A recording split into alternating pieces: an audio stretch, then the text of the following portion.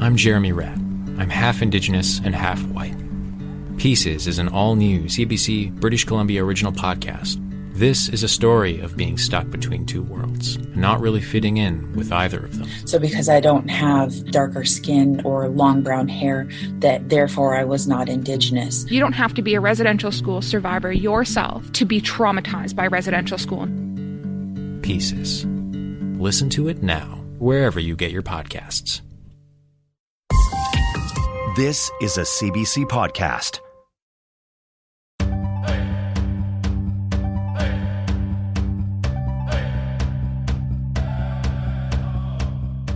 This is Unreserved on CBC Radio 1. I'm Phelan Johnson.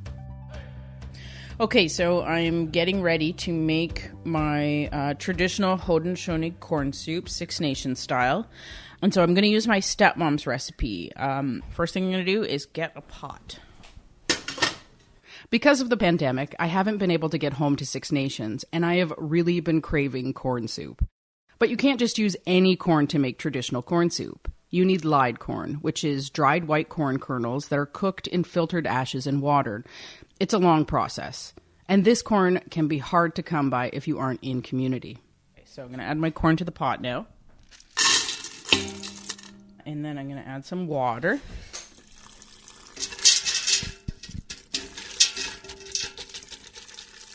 Okay. Corn goes on the stove. All right. The next thing she says to do, cook the corn with salt pork. So I don't have salt pork. I couldn't find any. And also it's a pandemic, so I bought pancetta. Which I know everybody's going to call me bougie back home for this, but what can you do? Okay, so I am adding the pancetta. And she says to simmer. Whoops. Oh, boy, I just dropped some. Reg, you want some pork? There's some pork on the floor. Okay, so now I'm going to add the kidney beans. If I can make my can opener work. I'm having trouble with. This is not a cooking show.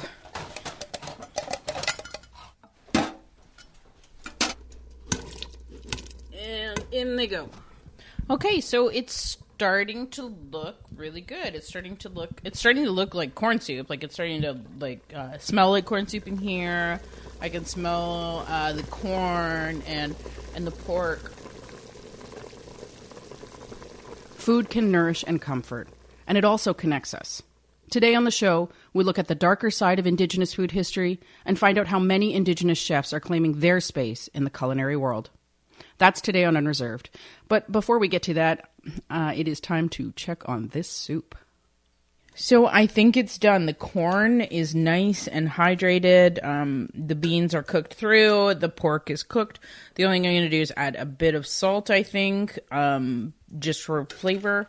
Because I think I didn't use salt pork. I just used pancetta. So it's not as salty. But I think it's good. And one of the perks of being the person who cooks the soup means you get to try the soup while no one is looking. It's hot, but it's good. Yeah, it's good.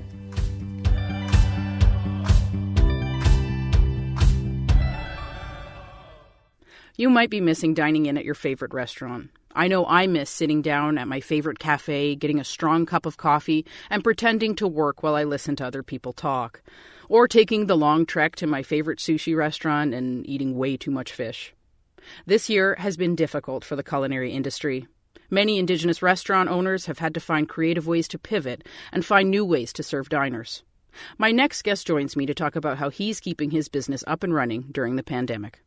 Sean Adler is the chef and owner of Powwow Cafe in Toronto and the Flying Chestnut Kitchen in Eugenia, Ontario. Sean is from Lac des Mille Lac First Nation, and he joins me from his home in Eugenia, Ontario. Sean, welcome to the show. Thanks so much. So restaurants have been hit hard this past year. How have things changed for you during the pandemic? So for us, we've stopped doing any takeout really at Powwow Cafe. Our business doesn't really translate well to takeout. A lot of our food is intended to be eaten right away. what we've been doing is working with some bigger organizations and providing food and meals for those who have food insecurity. And many restaurants across Canada closed for good this year. What's happened for Powwow Cafe, your restaurant in Toronto's Kensington Market?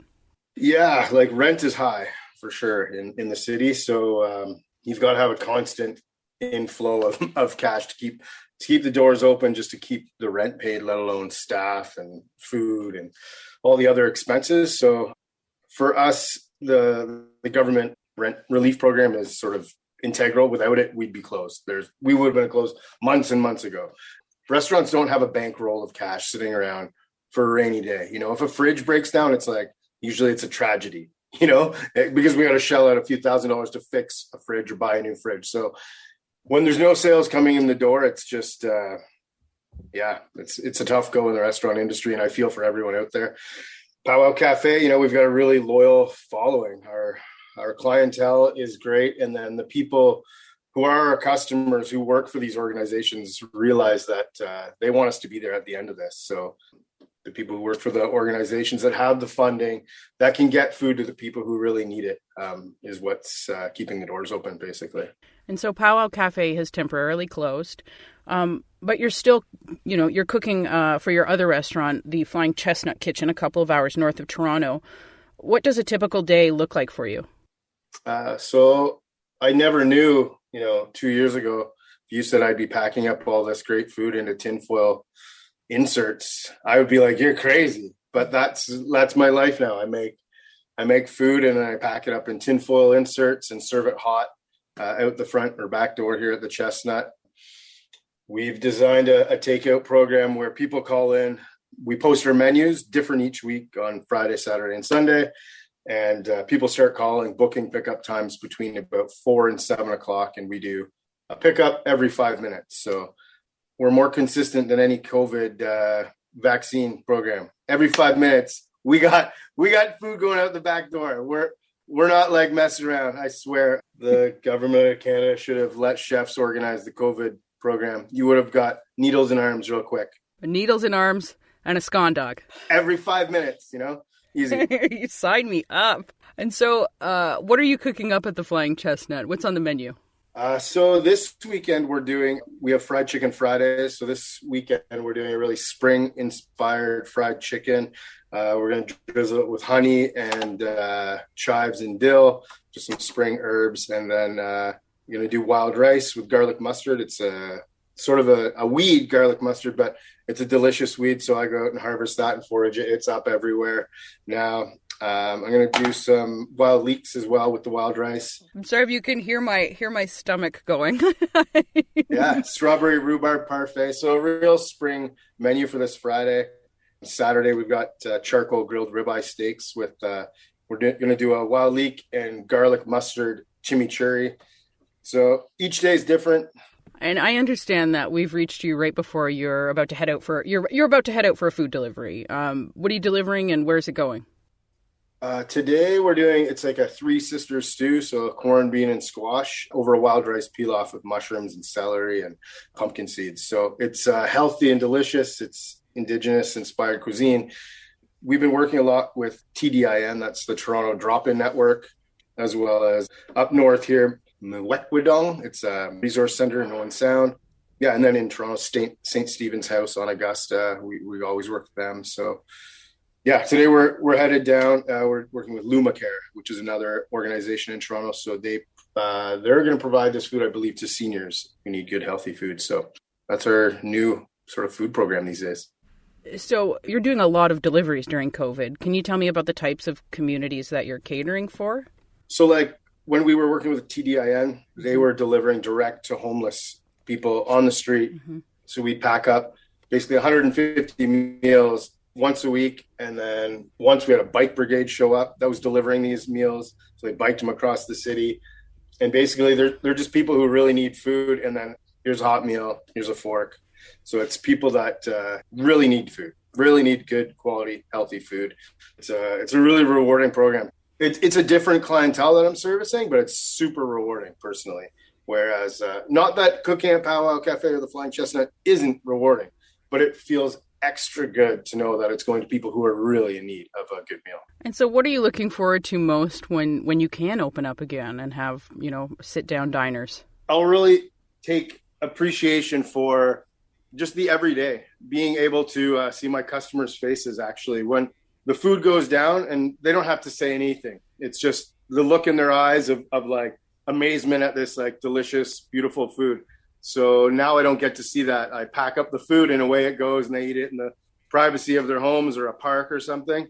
That's how chefs get paid a lot of the times. It's not about financial reward. It's about this personal connection to feeding people. It's a really sort of intimate thing that happens when you feed someone. You see the look on their face and in their eyes and the smile that happens when they eat my food.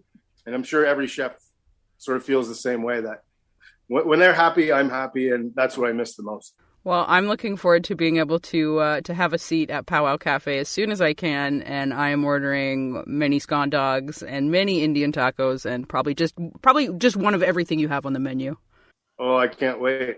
Thank you for taking the time to chat with us today, Sean. Chimigwich. Sean Adler is the chef and owner of Powwow Cafe Toronto and the Flying Chestnut Kitchen in Eugenia, Ontario.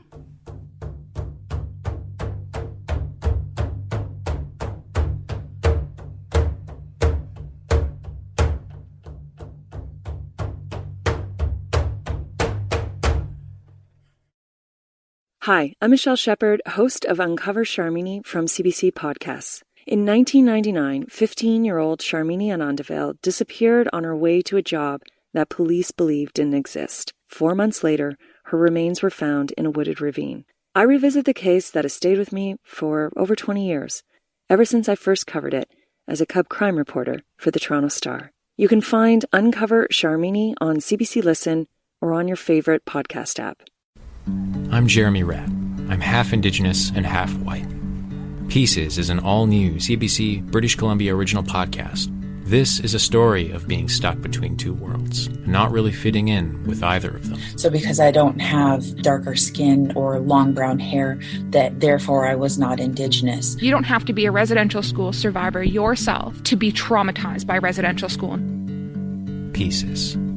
Listen to it now, wherever you get your podcasts. This is Unreserved on CBC Radio 1, Sirius XM 169, and Native Voice 1. I'm Phelan Johnson. In the 1940s and 50s, nutritional experiments were carried out on malnourished Indigenous people, many of whom were children in residential schools. These experiments were conducted not only with the Canadian government's knowledge, but were done in cooperation with various federal departments. This hidden history was brought to light by historian Ian Mosby in 2013, when he published the article Administering Colonial Science in an academic journal. It was a story that made headlines across the country and internationally. What isn't yet well known, though, are the connections between these nutritional experiments and Canada's food guide. Ian Mosby is a professor of history at Ryerson University in Toronto. Ian, welcome to the show. Thanks so much for having me.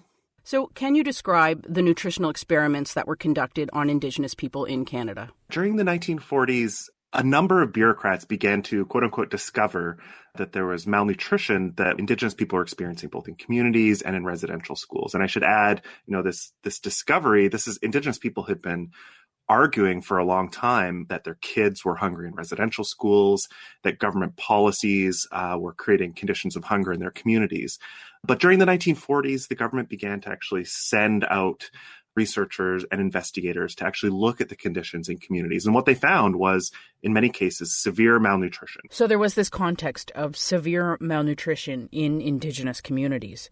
How was that connected to the nutritional experiments carried out on Indigenous people? Well, essentially, what happened was there was a nutrition division within the Federal Department of Health and Welfare. And part of its job was, nutrition education, setting nutrition policy, but it was also run, in fact, by scientists. The head of the Federal Nutrition Division was a man named Lionel Pett, who was himself a research scientist and who was very interested in questions of science, establishing scientific nutrition policy. So he was, for instance, the primary author of the precursor to Canada's food guide, which was introduced in 1942 and was called Canada's Official Food Rules.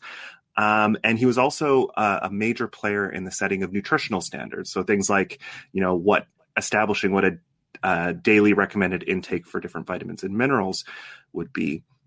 And so he was, these scientific questions were often on his mind. One of the problems was there was a lot of controversy over how to have this kind of scientific public policy. What is a minimal dietary standard for vitamin C, for instance? And it's really difficult to do those kinds of experiments because you need hungry people. And when he began to uncover these accounts of hunger in Indigenous communities and in residential schools, he saw this as an opportunity to put some of these controversies to the test. And so, when they began to do studies, the nutrition division with the Red Cross began to do studies of residential schools to find out how much malnutrition was in the schools. His main response from a policy perspective was in 1947 to propose a large-scale experiment in multiple residential schools across the country. They ended up choosing 6 schools, which included roughly 1,000 children, and to use their baseline of malnutrition that these kids had experienced as a means to test a whole bunch of both interventions and non-interventions. That included some kids, that were known to be malnourished, received no changes in their diet to act as controls in these nutritional experiments. And are there some details about these experiments that stand out for you? I've read that there were different flours being used that weren't even legal at the time. Is that correct? Yeah, there was actually a federal ban on fortified flour during this period, on nutritionally fortified flour. This was one of the debates, is whether or not to legalize flour fortification. And so they introduced an experimental flour mixture. But one of the things that ended up happening is that experimental flour included things like ground bone meal in it as a calcium supplement. And what they found is at the school where they introduced the experimental flour, there was increased incidences of anemia among the students. And the researchers, including PET, determined that was probably due to the kind of nutritional fortifications that had been done to that flour had actually caused the anemia among these students. Perhaps the most disturbing experiment, though, was the experiment done at the Shubenacadie School in Nova Scotia, in which, they had determined what they believed was vitamin C deficiencies in the students through a number of clinical investigations. And so what they did is they did a double-blind controlled study of vitamin C supplementation on malnourished kids. And what that means, double-blind controlled, means that half of the kids were given placebos and half of the kids were given vitamin C supplements. And so they knowingly gave kids who they believed had vitamin C deficiencies no intervention over the course of the study. And so the health of these kids was really put at risk. And so there's a number of disturbing elements of this. And one of the things I've learned since publishing this and since visiting and talking with community members who were part of these experiments was, the kids knew something was going on, but they also knew that they were just really hungry, and they were hungry all the time. And a huge memory of the abuse that a lot of the survivors of these schools where this happened is this constant hunger that they experienced throughout their entire childhood. And this is a really disturbing element of this, is that these schools were not the only schools in Canada where there was serious malnutrition taking place. This was common in residential schools across the country. And in fact, that's what the investigations found. And these experiments were only made possible because the kids were already hungry in the schools. And that was because of specific government policies put in place and choices made not to provide adequate funding to these schools. These nutritional experiments weren't the only thing happening. There were other interventions carried out by the Government of Canada in Indigenous communities. Can you tell me about those? Yeah, so the nutrition experiments were part of a larger series of sort of quote-unquote investigations into the diet of Indigenous peoples during this period. And there was, part of the justification for these experiments is there was a theory going around among scientists and bureaucrats that the quote-unquote Indian problem, which they saw as the Indian problem of quote-unquote dependency, and, a lot of the racist ideas about Indigenous peoples that were being applied during this period, these scientists made the argument that these sort of quote-unquote racial traits might have been the cause of malnutrition and not due to racial degeneracy. And so they took the extremely racist idea that Indigenous peoples were somehow racially inferior, and they suggested that might have had to do with nutrition. And so they took it upon themselves to solve this quote unquote Indian problem through expert intervention into Indigenous people's diets.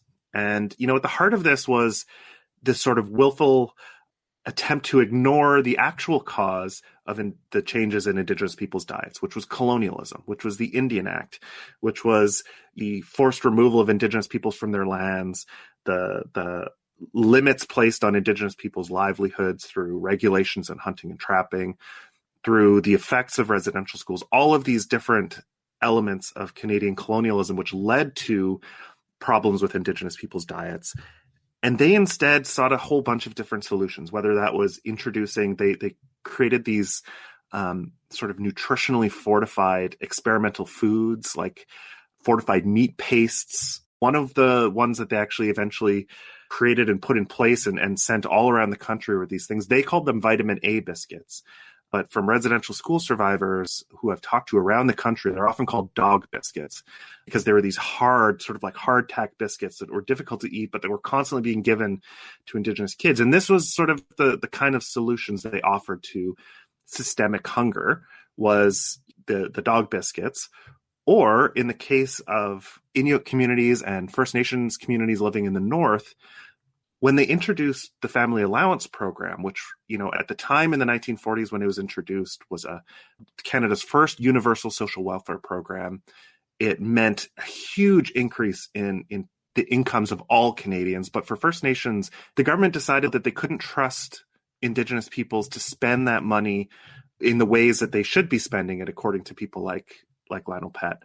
And so they created sort of a separate system of family allowances for Indigenous peoples in which they could only buy approved foods. And those approved foods were determined by people like Lionel Pett and were based on documents like Canada's official food rules, the precursor to Canada's food guide. And so this had profound effects on Indigenous peoples. It sort of transformed the diets of peoples around the country, introduced a lot of foods which were really disruptive. Things like pablum, which is fortified infant food, invented by a man named Frederick Tisdall, one of the guys who was involved in the experiments. And these had massively disruptive influences on Indigenous people's diets for decades to come. And all of this was part of what I would see as a social experiment of how can the federal government transform Indigenous people's diets? And they tried through education, but they also tried through coercion, both in residential schools and through things like this in-kind family allowance program. And what are the connections between the nutritional experiments carried out on Indigenous people and Canada's food guide? Well, the most important connection between the nutrition experiments and Canada's food guide is Lionel Pett. Pett was the architect of Canada's food guide. His legacy is perhaps best represented by those posters that people put in, their cupboard in their kitchen with Canada's official food rules or Canada's food guide. And the sort of the nature of the experiments that he conducted in residential schools was determined based on a whole series of internal debates among nutrition professionals and bureaucrats about Canada's food guide and about what a healthy and nutritionally adequate diet looked like. And so you can draw a direct line between the types of experiments that were being done in residential schools and these larger debates about how they should structure the food guide, what kind of nutritional guidance should be given to Canadians. And so Pett used the opportunity of hungry kids in residential schools to test some different methods. So we can see this direct connection between, food policy, Canada's food guide, and the types of experiments Pett was doing. And so he was using these kids who were wards of the state, who had no choice in what they were going to eat and whose parents had no choice in what they were going to eat. And he used it to attempt to answer a series of questions that were of interest to him professionally and scientifically. In 2013, you published an article about these nutritional experiments that were conducted in Indigenous communities in the 1940s and 50s. Studies that included Indigenous children being intentionally malnourished. And your article was picked up by news outlets around the world. But why do you think that the history of how these experiments are linked to Canada's food guide is still so unknown? The fact that the history of food and nutrition in Canada has only really been people have only really been tackling it for the past couple decades means that there's a lot more stories to tell. And I think also from a personal perspective, one of the reasons why that connection isn't made is because the horrors of hungry kids is the most important story. And the treatment of kids in residential schools. And for myself, the message I try to get across to everyone is that kids went hungry in residential schools. They did hard physical labor on empty bellies, on a day in, day out basis throughout the history of residential schools. And this was generations of kids who were stripped of their food cultures, who were left to go hungry while they were in school, and who faced the consequences for generations later. That is the story people need to know. That story is so important that I think it overshadows a lot of the other things like the connection to the food guide. And so what is the legacy of these nutritional experiments today? Well, I think the legacy is in generations of people who experience lifelong health conditions because of their experiences of hunger in residential school. And what are some of these long-term health impacts of these experiments? That was a question that a lot of survivors had, is what happened to me because of these experiments? And so I collaborated with my colleague, Dr. Tracy Galloway at the University of Toronto, and we ended up doing research on, what were the long-term health effects of the kind of malnutrition and hunger experienced by these kids who are part of the nutrition experiments, but also at schools not included in these experiments. And we found that the food served in residential schools, the level of hunger experienced by kids had long-term health effects, not just on survivors themselves, but also on their children. And we found that the long-term impact of that kind of hunger during childhood leads to a whole series of problems, starting with stunting and kids not reaching their growth potential, but leading to a higher incidence of type 2 diabetes, a tendency towards obesity later in life, and a whole range of problems that sort of cascade from there. And the important thing we point out is these are health problems that impact Indigenous peoples disproportionately in Canada. And there's been a tendency over time to argue that there's like a genetic basis for this, or that it's due to this, people call it this quote unquote nutrition transition of Indigenous peoples transitioning from an Indigenous to a modern diet.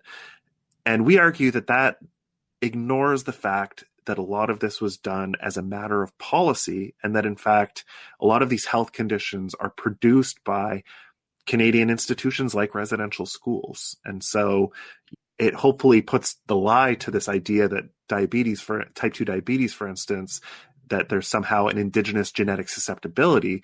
In fact, the susceptibility is Canadian colonialism and Canadian colonial policy. Ian, thank you for speaking with me today. This has been a very enlightening conversation. Thank you so much. Ian Mosby is a food historian and a professor in the Department of History at Ryerson University in Toronto. This is Unreserved on CBC Radio 1, Sirius XM 169, and Native Voice 1. I'm Phelan Johnson. We have 2 more burgers for this order, right? Curtis Cardinal used to sell bannock out of a backpack at powwows. It was then he knew he had a business idea cooking. TP Treats started as a catering business in Edmonton, but has since turned into a full-fledged restaurant. Well, sort of. No dine-in yet because of the pandemic, but as Cardinal explains, it's a dream come true for him. Fried red. Yummy fried red. Hi, my name's Curtis Cardinal. So I'm the owner slash cook, I guess you could say. When I was younger, my mom was always cooking. She was a cook the majority of her life. She cooked in kitchens. I would go and help her at lunches sometimes and help her with the lunch rush. And so I carried that on into my adulthood. I wasn't sure what I really wanted to do when I was growing up and lost in addictions and then lost and homeless and like trying to figure out what I wanted to do. And what I was really good at was cooking. And I didn't know that right away. And then later on in life, I started helping a friend out with his business. So from there, I just love to be in the kitchen again and love to like cook and make people happy with what I cooked them. Some burgers.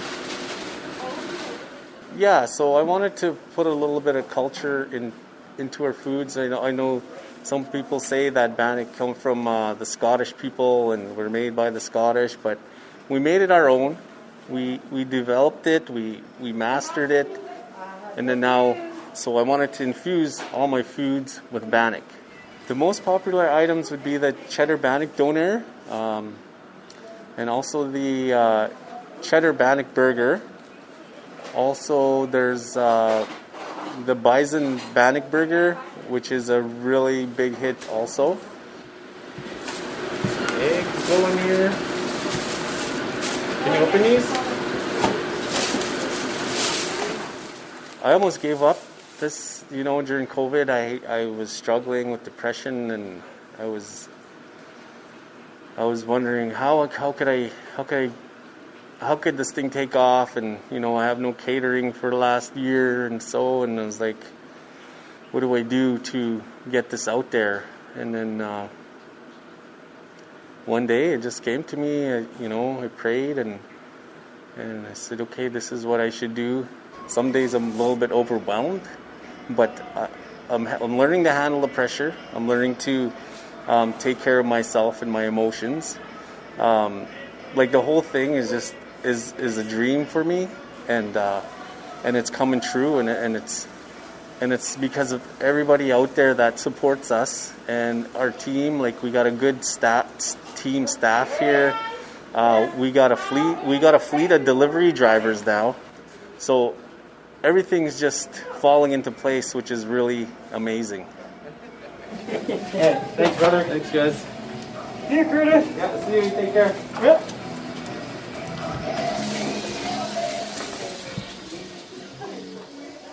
That was Chef Curtis Cardinal from his new restaurant, TP Treats.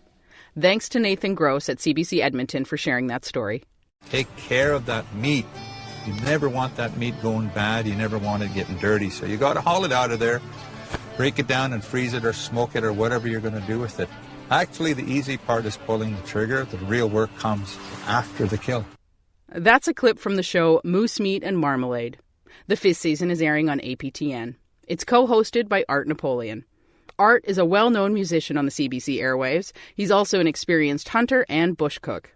Art Napoleon is from the Saulteaux First Nation, and he joins me from his home in Victoria. Art, welcome to the show. Thanks for having me. Good to be here. So you describe yourself as a bush guy in the city. What do you mean by that? Well, I'm a bush guy, and I live in the city. But my uncles would probably make fun of me for calling myself a bushman because compared to their skill level, I'm actually a novice. But, compared to city people, I'm God. I know how to survive in the woods. I grew up in the woods. I grew up at hunting camps, in the smokehouse. We were still, the way I was raised, we were still following the cycles, the seasons of the land. And a lot of our food came from the land. But now I'm in the city and I don't want to lose any of that. So I bring some of that with me. I bring game and berries and medicines from back home. And for listeners who aren't yet familiar with your show, what is Moose Meat and Marmalade about? Well, Canadians who don't know what moose meat and marmalade is should shoot themselves in the foot because it's it's a good show. Not only is it a good show, I think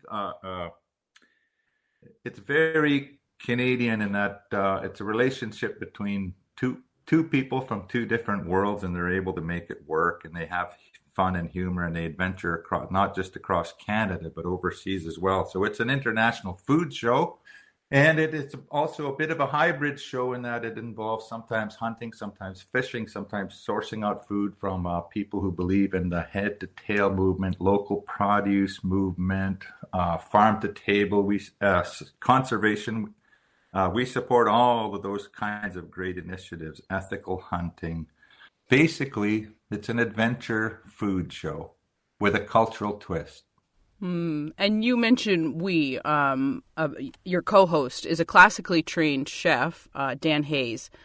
How do you think Dan's cooking style has influenced your own cooking style? Well, I learned about organizing before I cooked. I used to be very chaotic and wild, running all over. Now I'm far more organized, and I do this fancy thing called mise en place. I learned a bunch of French terms for cooking techniques. And mostly I think I learned about seafood because we don't have seafood in Treaty 8 territory. And I learned a lot about cooking various types of fish and shellfish and even octopus. I never would have known that stuff without Dan's help. And then sometimes when I'm about to cook something at home, I'll still give him a call and say, how would you do this? And he's always happy to volunteer that info because, he's a trained chef. I'm not. I've always been a bit of an outdoor cook, which is not to say that I don't cook nice meals at home, but I'm basically self-taught and taught by my aunts and my granny. And you were raised by your grandparents. You grew up in the language, and you also have a master's degree in Indigenous language revitalization. And we often hear you speaking Cree on the show. How do you see food and language as interconnected? Well, I think food probably goes beyond language. I think food is a common to every culture, and that you can sit down with people who don't even speak the same language, and that food is going to give you something to try and communicate over. I think food in many cultures is a way to build bridges. A lot of our meetings don't start back home until we have the feast. We sit down, we eat, then we start talking, and it puts people in a better place. It lets people be more relaxed. It lets people visit informally before they turn to business. And I think the language part, it just comes naturally to me because, Cree was pretty much my first language. English followed closely after because by grade 1, I remember I was already able to speak English.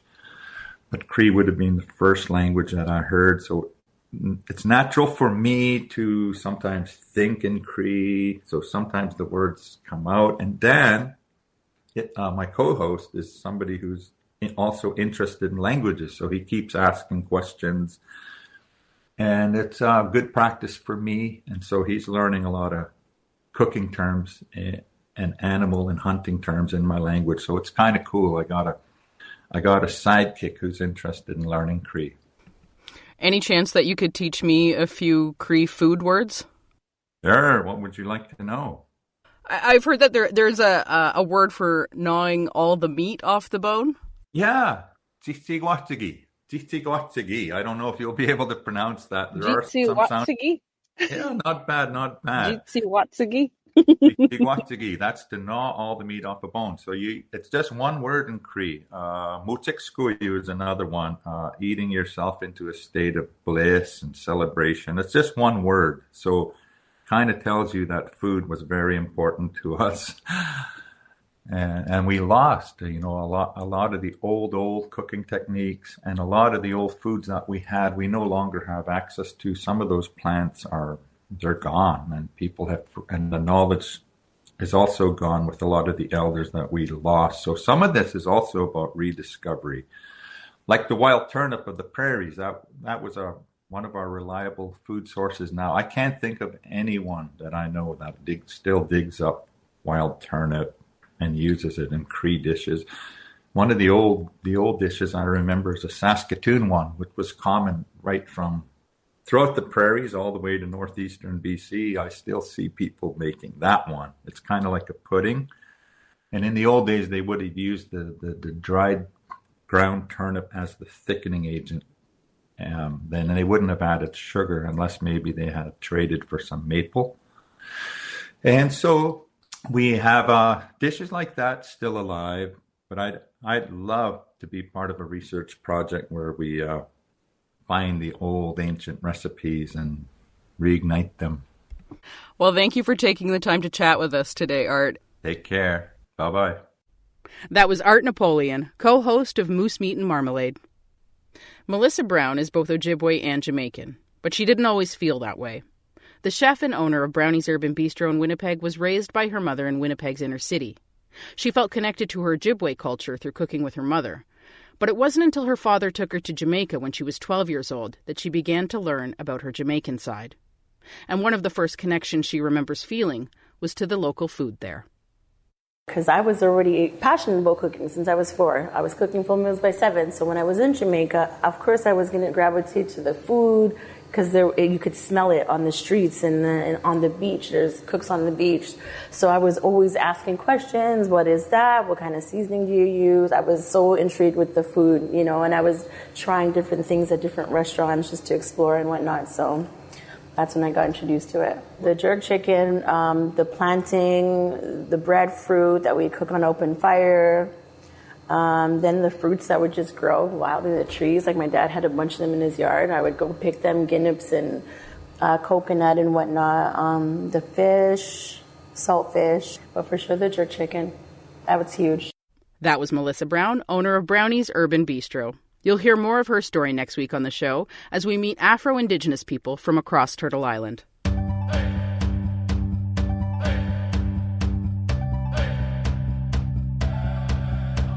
That's it for this week's episode of Unreserved. If you want to get in touch with us, email unreserved@cbc.ca or find us on Facebook or Twitter. This episode was produced by Sean Vanderklis, Kate Adak, Kyle Musica, Zoe Tennant, and Anna Lazowski. I'm Phelan Johnson. Nyawago for listening.